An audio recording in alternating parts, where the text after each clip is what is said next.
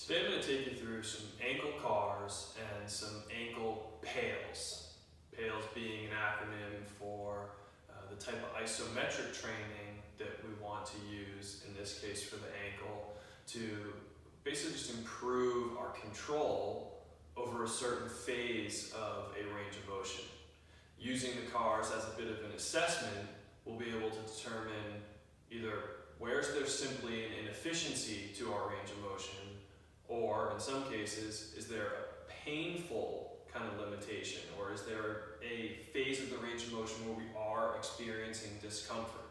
For any of those scenarios, if we apply isometric training to that position of either discomfort or inefficiency, we can do an awful lot to improve control and hopefully dial back any sort of pain reaction that we're experiencing. So beginning with the ankle cars, I'm just taking a grip around my thigh here just to help support my leg elevated like so. And quickly, the ankle can plantar flex when we point the foot away. The ankle can dorsiflex as we pull the foot toward the shin. The ankle can evert as it effectively rotates slightly to the outside. And it can invert as it rotates slightly to the inside. When we work our cars, we want to explore all of those ranges of motion. A great coaching cue for these cars is to imagine that you will make a big circle, traced by your big toe. So I'm going to begin in a position of dorsiflexion.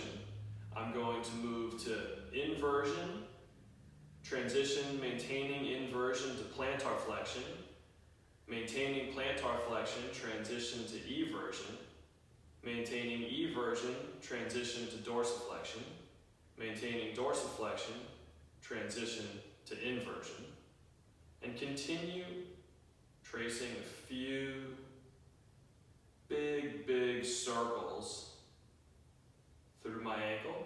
From my vantage point there, I was moving counterclockwise.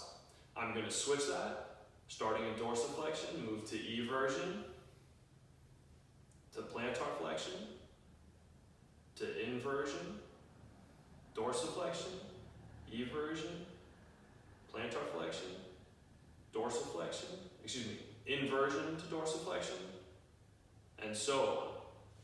Now, let's say, for example, that the motion of the foot toward the shin, dorsiflexion, caused some sort of pain experience. We want to first apply the isometrics on the side opposite of the painful range of motion, which is to say, when I move into dorsiflexion, let's say I feel a pain on the top of my foot, the front of my shin, I want to work those isometrics by pushing my foot into my hand here as though I am attempting to plantar flex the ankle near that position of dorsiflexion that is painful. So here I am in dorsiflexion.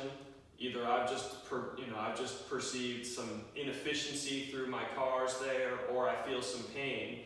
I'm going to put my hands against the bottom of my foot here, and I'm going to push the foot into the hand. I'm starting with a low level resistance, 10% effort or thereabouts. I'm going to increase to 30%, to 50%, and ultimately seeking the strongest, safest effort that I can maintain for about a 15 to 20 second sustained isometric resistance, okay?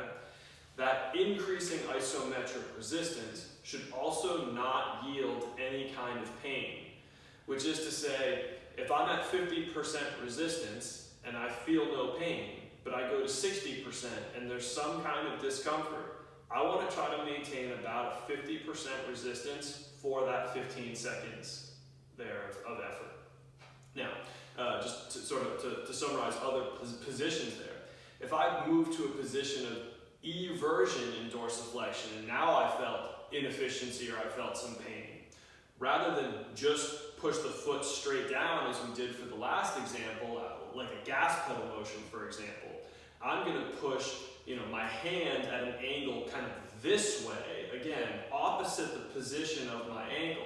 So I'm going to be kind of pushing the foot down and in, okay? So my hands are going to apply a force that is up and out, and the same mentality applies. 10%, 30%, 50% resistance, seeking higher and higher efforts according to whatever the strongest, safest threshold is I can maintain.